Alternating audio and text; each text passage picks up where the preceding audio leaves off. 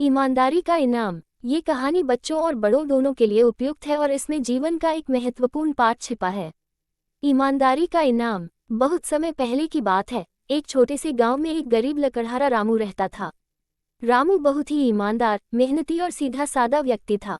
वो हर दिन सुबह जंगल जाता, लकड़ियां काटता और फिर उन्हें बाजार में बेचकर अपने परिवार का पालन पोषण करता।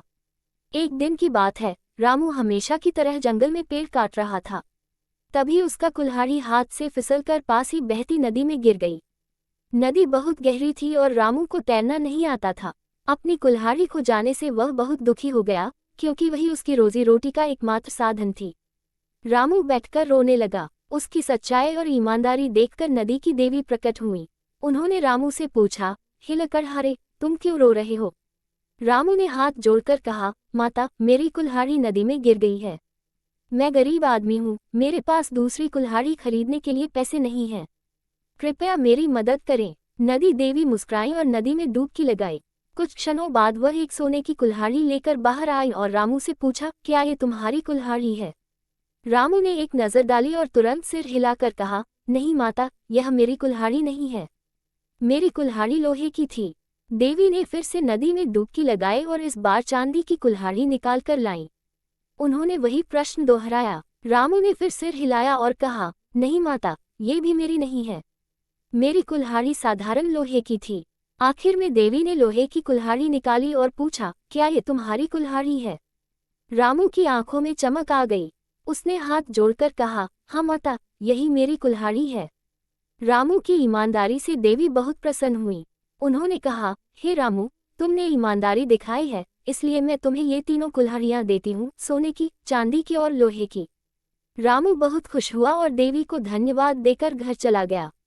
उस दिन उसने सीखा कि ईमानदारी का फल जरूर मिलता है। कुछ समय बाद रामू की ईमानदारी की कहानी पूरे गांव में फैल गई। लोग उसकी बहुत प्रशंसा करने लगे। लेकिन गांव का एक लालची आदमी श्यामू, जो रामू का पड़ोसी था, ये सब देखकर ईर्ष्या करने लगा। श्यामू ने सोचा, अगर रामू को ईमानदारी के लिए 3 कुल्हाड़ियां मिल सकती हैं, तो मैं झूठ बोलकर इससे भी ज्यादा पा सकता हूँ। अगले दिन वह जंगल गया और जानबूझकर अपनी कुल्हाड़ी नदी में फेंक दी। फिर बैठकर जोर जोर से रोने लगा। नदी की देवी फिर प्रकट हुई और उससे पूछा, हे लकड़हारे, क्यों रो रहे हो?